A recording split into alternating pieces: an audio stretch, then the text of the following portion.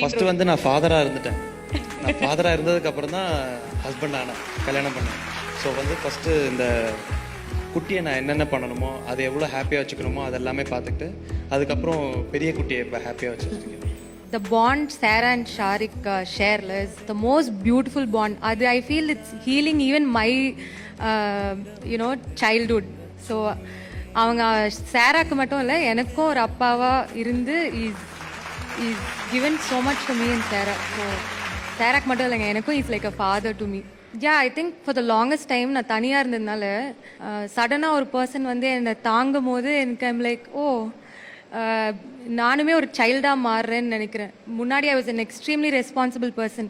இப்போ நானுமே வந்து ரொம்ப லத்தாஜிக்காக இருக்கிறது. ஓகே, ஷாரிக் இருக்காங்க, அவங்க பார்த்துப்பாங்க எதுனாலும் அப்படின்னு. லைக் ஈ செட், இஸ் அப்பா தான் எனக்கு.